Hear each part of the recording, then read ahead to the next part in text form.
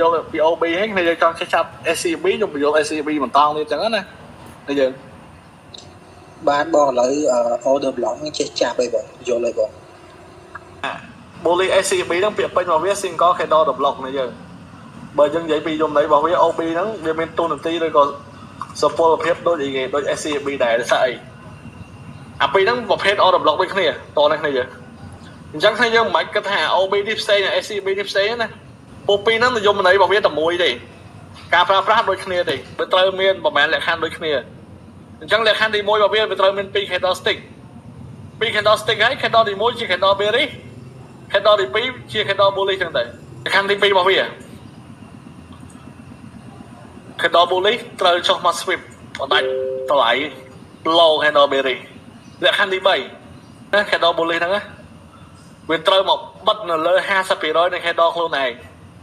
header ខ្លួនឯងបានន័យថាបើសិនជាវាបិទនៅលើ body របស់វានៅលើតម្លៃ 50% វាទៅជា SCB ប៉ុន្តែបើសិនជាវាបិទនៅក្នុងចន្លោះក្រោម 50% វាអត់ទៅជា SCB បានទេអញ្ចឹងវាត្រូវបិទលើ 50% ហើយអាលក្ខខណ្ឌនេះអត់មានតែ sweep high ទៅអី high ទេបើវា sweep ក៏ sweep បើវា break ក៏ break ទៅបើវាអត់ sweep អត់ break អីទេក៏វាទៅជា SCB បានដែរបើថាអីវាបានមកប្លុកខ្លួនឯងទៀតវាមកប្លុកលើតម្លៃ 50% នៅក្នុង candle ខ្លួនឯងហើយយើងចាប់អាមួយណាទៅជា SCB យើងចាប់អា candle ខ្លួនឯងហ្នឹងទៅជា candle SCB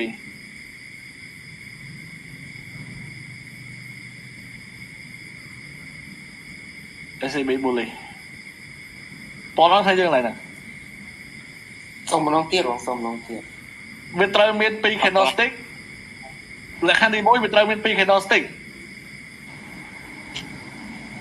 តែនេះទៅទីសិនណាលក្ខខណ្ឌទី1វាត្រូវមាន2 candlestick នេះ candle bearish និង candle bullish លក្ខខណ្ឌទី2អា candle bullish នេះវាត្រូវមក sweep low ជាមួយនឹង candle bearish លក្ខខណ្ឌទី3អា body candle ទី2នេះវាត្រូវមកបិទ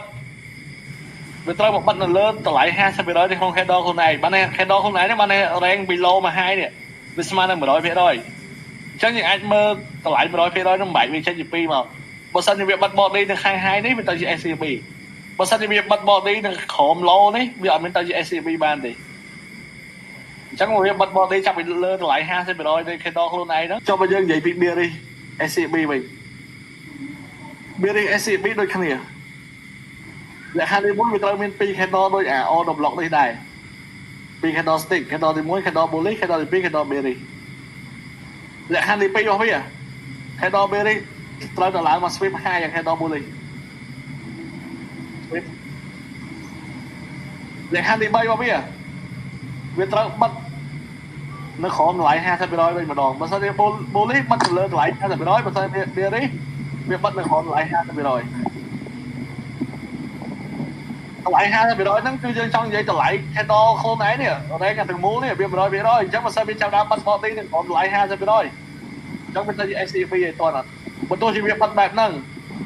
វាអត់ break អា low នេះក៏វានៅតែ SCB បើទោះជាវា break នេះក៏វានៅតែ SCB ដែរតោះណានេះកុំឆ្ងល់លក្ខខណ្ឌ low គឺនិយាយលក្ខខណ្ឌ high